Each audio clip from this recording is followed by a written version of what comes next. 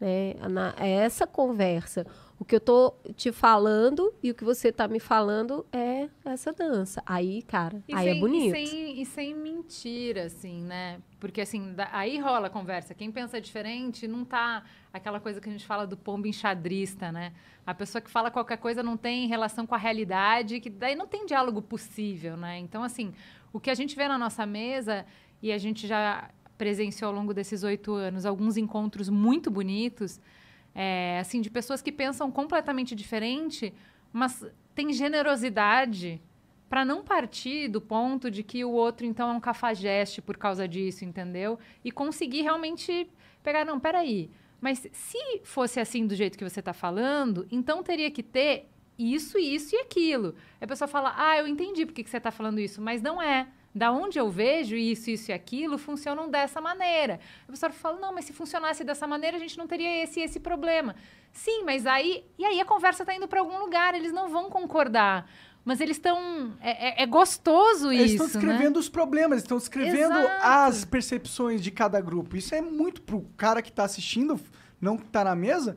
É muito gratificante e engrandecedor, porque ele começa a ter uma noção de contexto social que ele não tinha antes. Para mim, o que eu mais vejo nesses 8 anos é que nenhuma teoria, nenhuma escola de pensamento, nenhuma perspectiva dá conta da realidade. A realidade é muito complexa.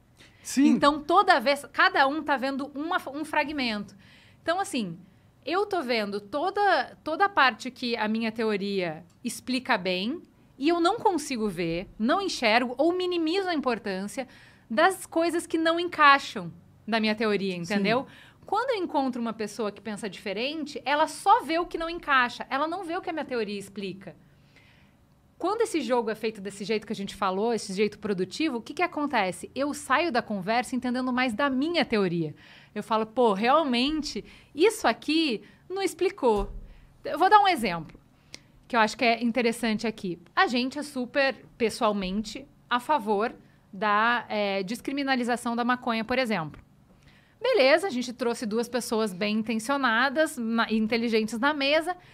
O cara que veio falar contra a descriminalização é um cara que trabalha em CRAS, aquele centro de atendimento à pessoa com... ao viciado, a pessoa com abuso de drogas ilícitas. Entendi. Na rede pública. Então, ele não é um cara que eu posso dar palestrinha pra ele, porque o cara vive na prática. O pior das drogas. E o que ele falou? Ele falou assim, cara... O pior do abuso.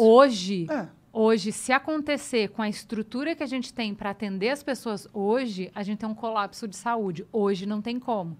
Então, o que acontece? Toda a minha teoria, ela continua de pé. O porquê que eu acho que tem que... Agora, o que eu sei? Putz, eu preciso melhorar muito o plano de contingência. Para que a gente descriminalize, o que eu tenho que fortalecer o sistema para que não gere uma pane? Então é isso, quando eu converso com quem vê de um ponto diferente de mim, eu não preciso mudar a minha ideia, mas eu enriqueço ela, eu complexifico ela, né? Claro, com certeza, essa é a beleza, né? Inclusive, eu vi um neurocientista falando uma vez que a sanidade é um problema muito complexo para o cérebro, para um cérebro resolver. Então, o que a gente faz? A gente pega esse problema, que é a sanidade, e a gente faz um outsourcing para toda a sociedade. Ou seja, a sanidade não é só o nosso computador que computa e chega é todo mundo junto que chega no que é ação. Que legal. E é algo que seria impossível alguém saber. Tipo, se você colocar você sozinho em algum lugar numa ilha, você vai ficar maluco, porque não existe conceito de sanidade quando você está sozinho, entendeu? Putz, isso é muito bom, porque aí chega na nossa trajetória dos últimos 2 anos, que a gente estava lá no deserto camelando, falando sobre a gente precisa conversar, porque enquanto sociedade a gente precisa fazer alguns acordos mínimos para coexistir.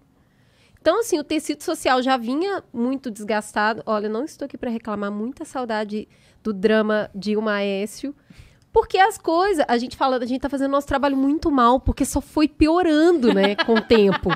A gente é muito ruim de serviço. Pô, todo mundo então, né? Porque aí o que aconteceu? Quando a gente chega nos últimos 2 anos, 2 anos e meio, aí a gente sai da polarização e vai para a radicalização. Porque polarizar sempre existiu. Inclusive, os polos, eles se equilibram, né? Os Estados Unidos é sempre isso também. Tem os democratas, tem os republicanos. São sempre polos. Só que aí a gente entrou numa fase de radicalizar, né? Eu estou aqui com a minha certeza, o outro tá ali com a certeza dele, e aí esses encontros, eles foram ficando cada vez mais escassos. Ficou mais difícil fazer curadoria, que é... E aí, gente, quem aqui tá disposto a falar? Não, mas não é para você vir dar palestrinha, é para você vir conversar. Não, com esse fulano eu não falo. Com aquele ciclano eu não falo. Não, eu vou, mas se for eu sozinho. Para conversar com ninguém eu vou, não. Então, o deserto foi ficando cada vez mais deserto, entendeu? As pontes foram sendo quebradas cada vez mais. E a gente continua lá, uma insistência para tentar fazer esse negócio. A gente sente também não é um cansaço, é mais do que isso, até nem sei dizer a palavra, da própria audiência, sabe? Então, assim, quando a gente lançou Mamilos há 8 anos, as pessoas ficaram... Foi como chuva no deserto, sabe? Nossa, finalmente, um lugar onde a gente pode conversar e a gente pode assumir que a gente não entende sobre as coisas. Tipo, eu não tenho como ter uma opinião sobre parto. Eu não sei ainda. Por que as pessoas têm tanta certeza? Eu não li nada, não sei nada. Então, que legal que aqui a gente parte do zero e explica as coisas e explora possibilidades diferentes e tal. Nossa, que bom. Achei meu lugar, achei minha tribo. Com o tempo, mesmo as pessoas que nos acompanharam na jornada começaram a ficar tão machucadas por esse embate diário que elas começaram a não dar conta mais do desafio de ouvir o diferente. Ouvir o diferente começou a nos machucar cada vez mais. Então, assim, hoje eu podia... Quando a gente lançou, eu podia ouvir o Monark e ele falar coisas que eu não concordava e aquilo só era... Eu não concordava, ponto. Hoje, se o Monark vai lá e fala as mesmas coisas que ele falava há 8 anos atrás, eu nunca mais quero ouvir. É intolerável. Tô decepcionada. Ser excluído da sociedade. Tira os patrocínios dele. Cancelem as redes sociais desse cara. Cara, e algumas pessoas que estão com a gente há muito tempo, elas até conseguem fazer essa autoanálise, assim, de falar assim, que coisa, né? Eu não consigo mais. Não é que vocês estão erradas, eu vou parar de ouvir porque eu não dou mais conta de ouvir uma pessoa falar coisas que eu não concordo.